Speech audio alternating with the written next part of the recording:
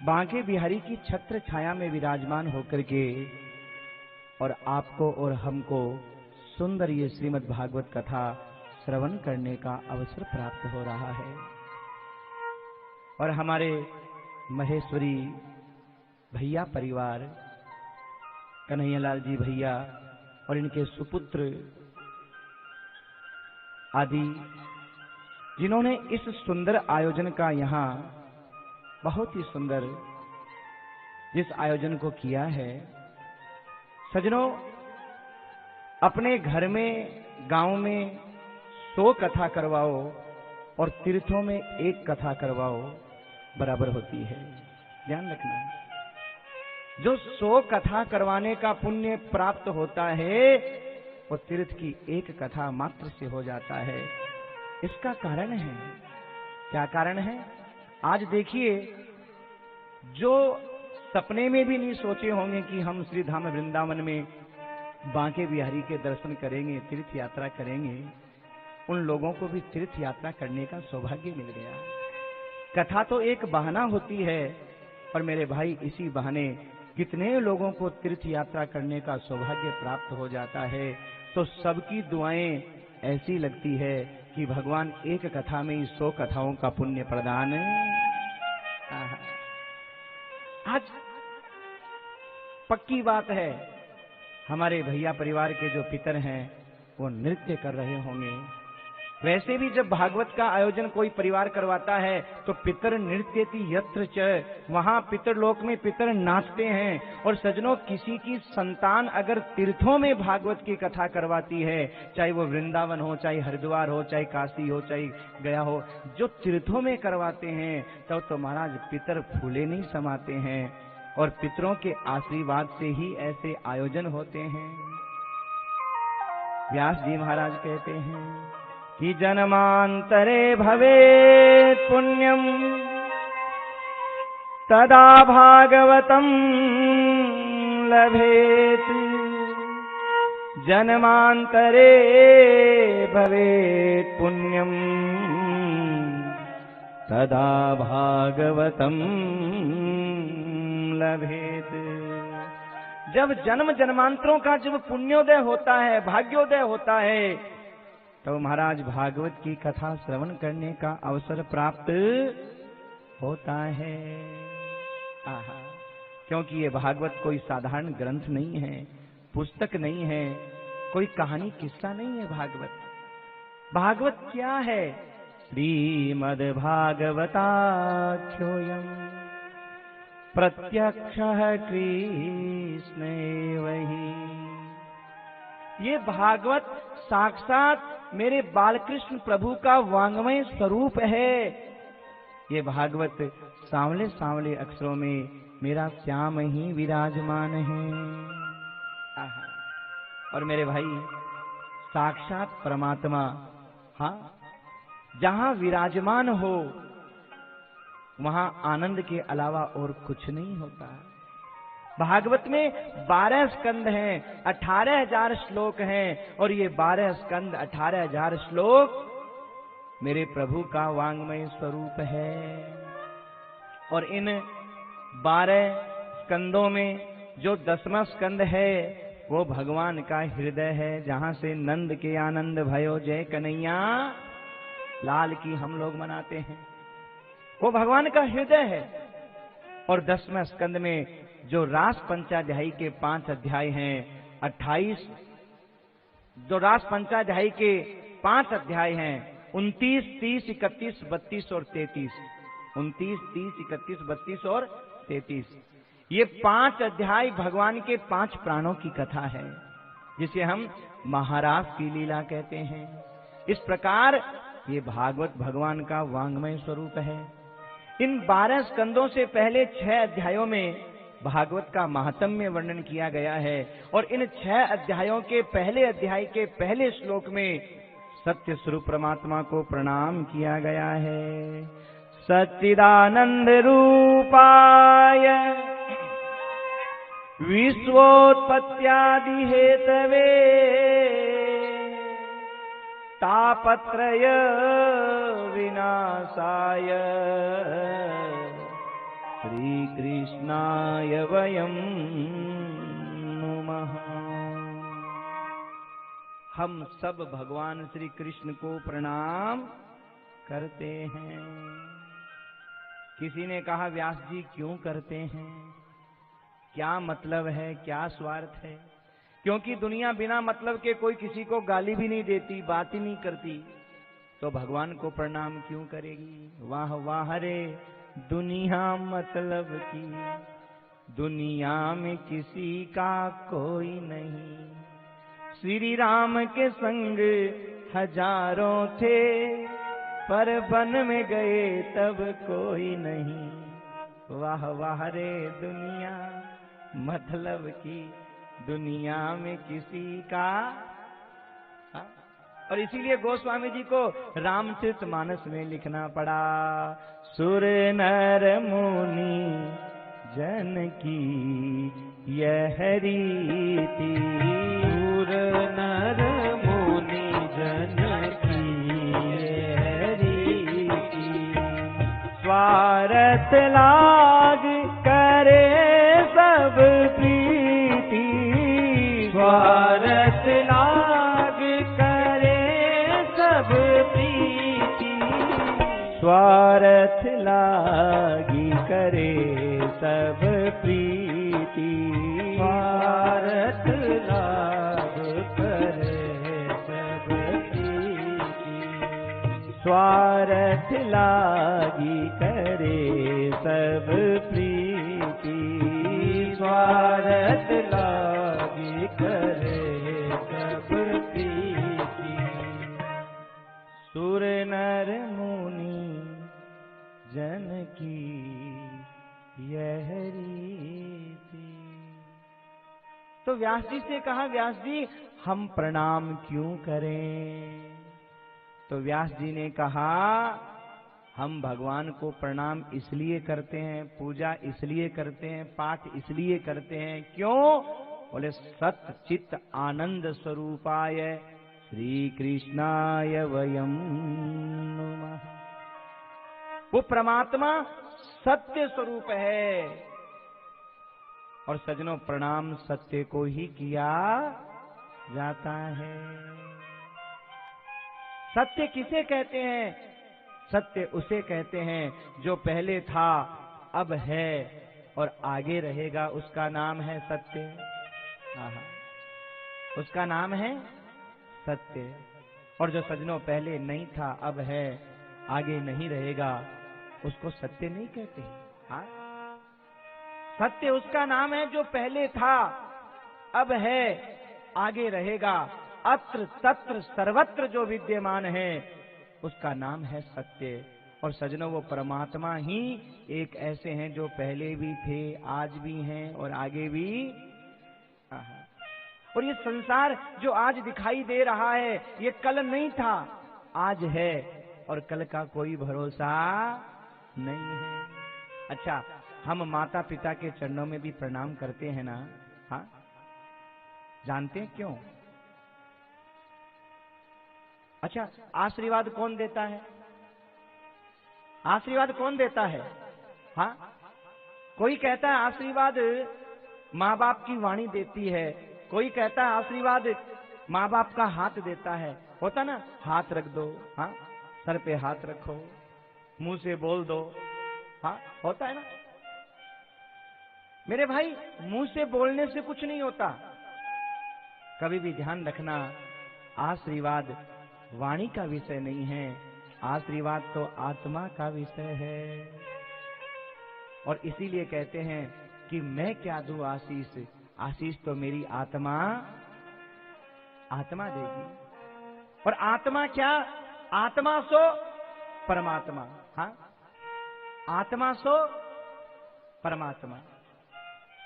यानी आशीर्वाद माँ बाप की वाणी नहीं देती है, आशीर्वाद तो माँ बाप की आत्मा। और एक बात ध्यान रखना मेरे भाई, अगर हमारी भावना सच्ची है और माँ बाप गाली भी दें तो उनकी गाली नहीं लगेगी।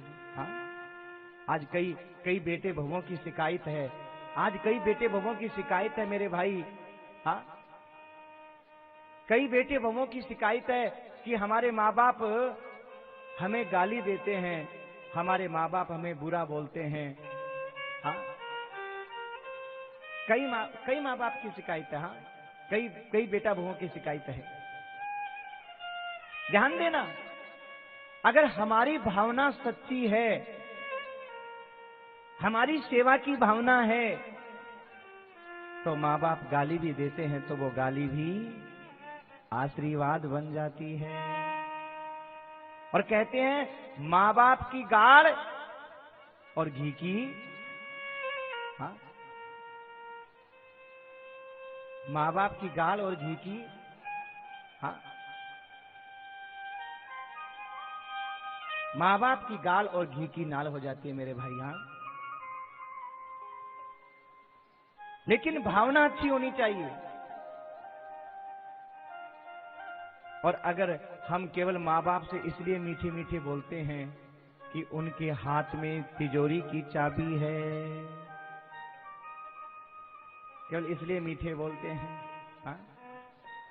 मालूम है पिता की तनख्वाह आती है, पेंशन आती है, सारा धन इनके नाम है। अगर सेवा नहीं करेंगे तो कहीं ये छोटे को नहीं दे दे, बड़े को नहीं दे दे। तो इसलिए इस डर से अगर हम मान लो मीठे मीठे बोलते हैं तो चाहे कितना ही मीठा बोलना, उनका आशीर्वाद लगने वाला नहीं है। वो कितना भी तुमसे कहे सुख पाओ, आनंद में रहो, खुश रहो, कितना भी बोलें, आज जो बच्चे दुखी है ना, उसका कारण यही है, इसका कारण यही है मेरे भाई। हाँ, अगर दुखी हैं तो उसका कारण क्या है? उसका कारण यही है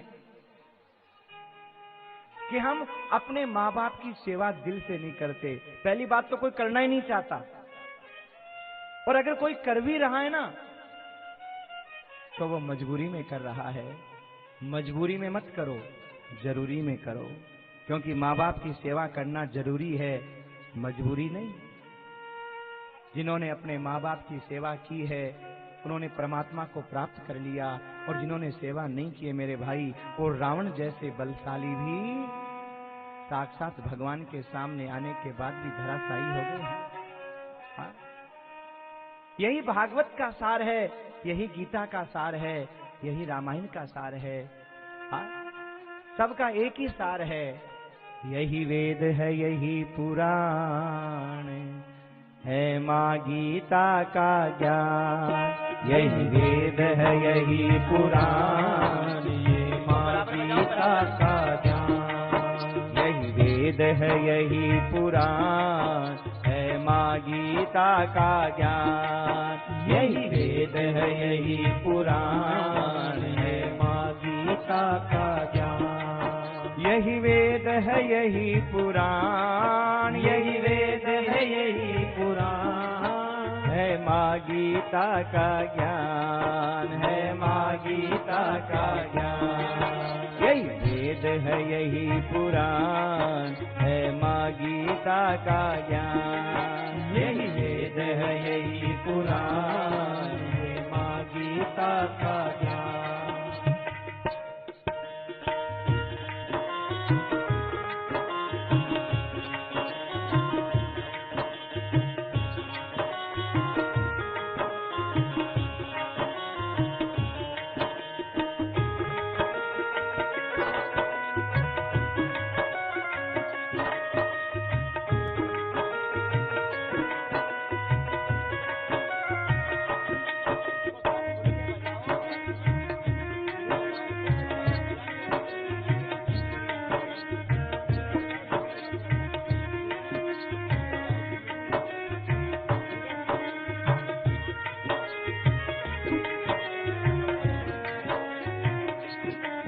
यही वेद है, यही पुराण है, माँ गीता का ज्ञान। यही वेद है, यही पुराण है, माँ गीता का ज्ञान। जय जय श्री राधे श्याम।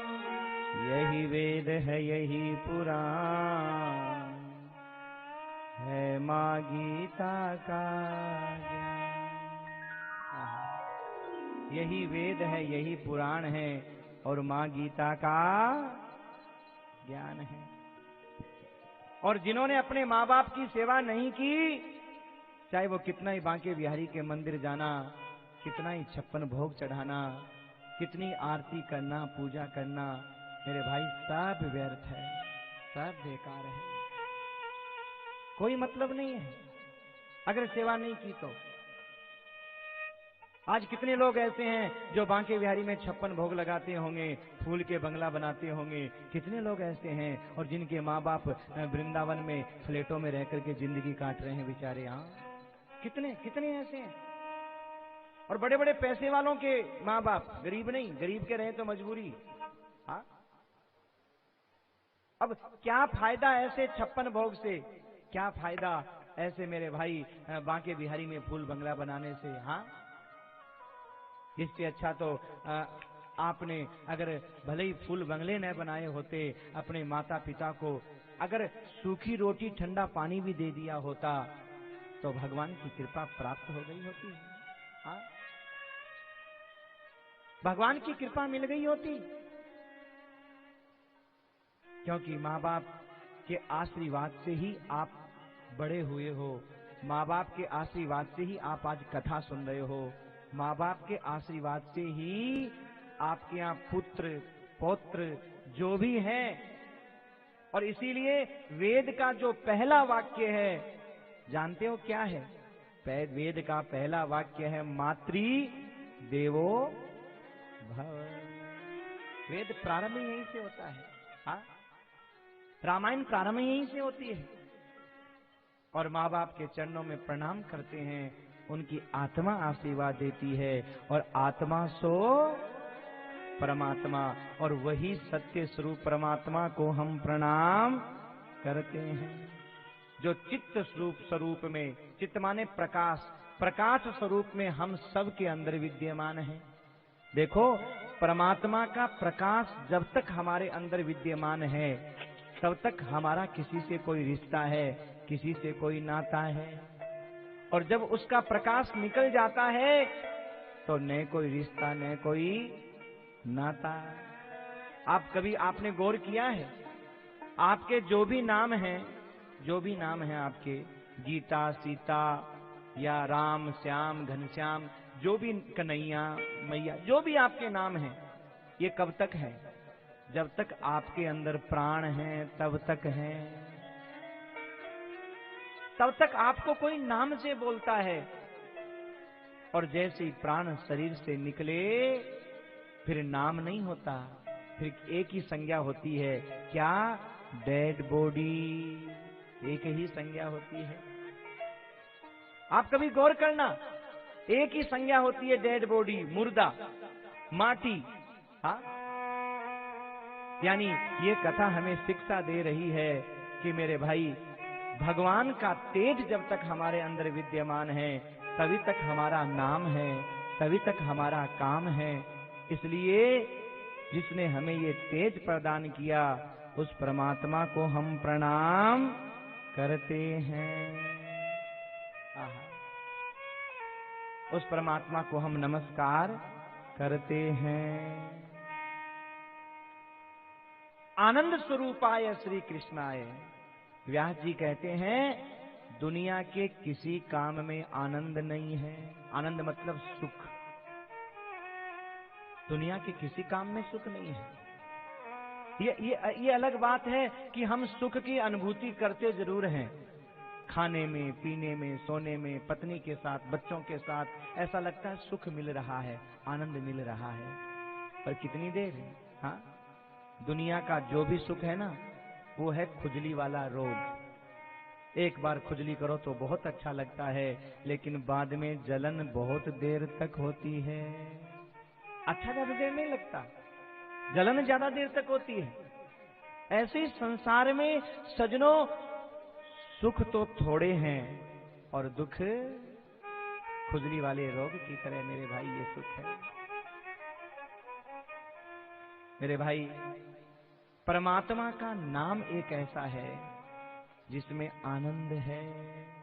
कारण जहां आनंद होता है ना, जहां आनंद होता है वहां महाराज अगर थोड़ा ज्यादा भी हो जाए ना तो गड़बड़ नहीं होती। ध्यान रखना, थोड़ा ज्यादा भी हो जाए तो गड़बड़ नहीं होती। अच्छा एक बात बताओ, आपको रसगुल्ला बड़ा प्यारा है, भोजन बड़ा प्यारा है, हाँ?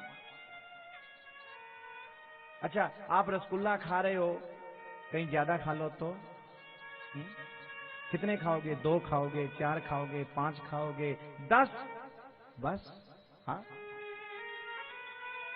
और कहीं ज्यादा खा लो तो पेट खराब, कहां चला गया आनंद है? बड़ा बोल रहे थे आनंद आ रहा है, बहुत अच्छे बने हो, क्या गजब बने हैं। भोजन में बोलते हैं ना, क्या भोजन गजब बना भाई, बड़ा स्वाद बना, बड़ा अच्छा बना, आनंद आ गया। कितनी देर के लिए? हाँ? थोड़ा सा अगर ज्यादा हो गया तो सारा आनंद गड़बड़ हो जाता है।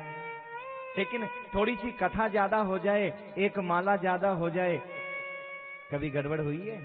हाँ?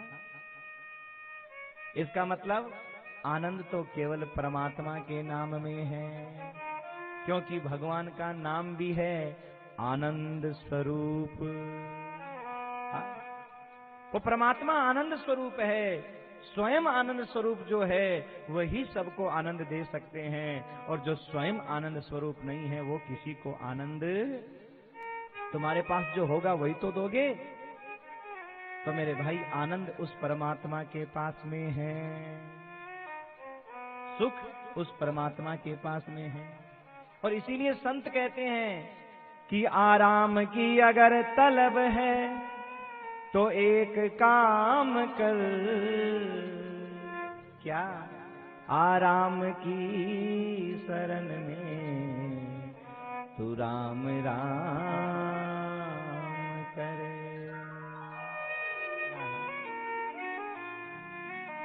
अगर आनंद चाहिए तो एक काम कर, क्या? आराम की शरण में, तू राम की शरण में आ जा और राम राम राम राम कर। हाँ? ऐसे आनंद देने वाले परमात्मा के चरणों में हम प्रणाम करते हैं। कहा और भी कोई कारण है? तो कहा विश्वोत्पत्त्यादि हेतवे, वो परमात्मा सारे विश्व को बनाने वाला है, आपको और हमको भी वही बनाता है, वही पालन करता है और वही संहार करते हैं।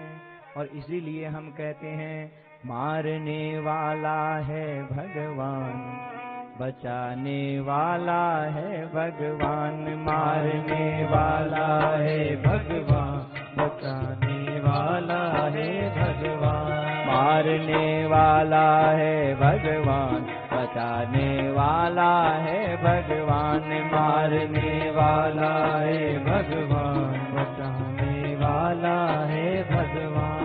वे मूर्ख क्यों करता अभिमान, बचाने वाला है भगवान, वे मूर्ख क्यों करता अभिमान, बचाने वाला है भगवान, मारने वाला है भगवान, बचाने वाला है भगवान, मारने वाला है भगवान, बचाने वाला है भगवान, मारने वाला है भगवान, बचाने वाला है भगवान। भजन के माध्यम से हम ऐसे कह देते हैं और भागवत के माध्यम से विश्वोत्पत्त्यादि हेतवे, वो परमात्मा सारे विश्व की उत्पत्ति करने वाले हैं, पालन करने वाले हैं और संहार करने वाले हैं। तापत्रय विनाशाय, अगली पंक्ति महात्म्य के पहले अध्याय के पहले श्लोक की अगली पंक्ति, तापत्रय विनाशाय श्री कृष्णाय वयं नुमः, तापत्रय विनाशाय श्री कृष्णाय वयं नुमः। वो परमात्मा तीनों प्रकार के तापों का विनाश करने वाले हैं। ये तीनों ताप कौन से हैं? तीन दुख कौन से हैं? देहिक, दैविक और भौतिक। ध्यान देना, दुनिया में तीन ही दुख है, चौथा कोई दुख नहीं है। तीन ही दुख है। तीन दुख कौन से हैं? देहिक माने देह में उत्पन्न होने वाला रोग, चाहे वो सिर फूट जाए, सर दुख रहा हो, आंख फूट जाए, आंख दुख रही हो, पैर टूट जाए, हाथ टूट जाए, ये सब देहिक ताप में आते हैं। देहिक। दूसरा दैविक। दैविक माने देवताओं के द्वारा दिए जाने वाले ताप। बोलते हैं ना कि भैरू जी नाराज हो गए, माता जी नाराज हो गई, बालाजी नाराज हो गए, ये दैविक ताप में आते हैं। और तीसरा है भौतिक। भौतिक मतलब प्राकृतिक। प्राकृतिक का मतलब जैसे मान लो भूकंप आ गया, धरती फट गई, आसमान में बदल फट गए, कभी महाराज वर्षा ज्यादा आ गई, कभी वर्षा नहीं आई, ये भौतिक ताप में आते हैं। दुनिया में तीन ही ताप हैं, तीन ही दुख हैं, और मेरे भाई ये तीनों ही दुख परमात्मा की कृपा से दूर होते हैं। ध्यान देना, तीनों ही दुख। आप कहोगे भगवान की कृपा से कैसे दूर होते हैं? बात को समझो। किसी का हाथ टूट गया, हड्डी टूट गई, किसने जोड़ी? आप कहोगे डॉक्टर ने। डॉक्टर किसी की हड्डी को जोड़ नहीं सकता। डॉक्टर का काम क्या है? हड्डी को पास में रख दिया, उस पर प्लेट लगा देगा, नट लगा देगा, या उसको बांध करके पट्टा वट्टा छोड़ देगा, बस। डॉक्टर इतना ही करता है, दवाई वाई दे देता है। अब हड्डी जुड़ती कैसे है? बोले परमात्मा शरीर में जब ताकत देते हैं तब वो हड्डी जुड़ती है। अगर डॉक्टर की दवाई या डॉक्टर की कोई करामात हड्डी को जोड़ दे तो 95 साल के बुढ़े की हड्डी टूट जाए, मेरे भाई को जोड़ के दिखा दो, जोड़ पाएगा?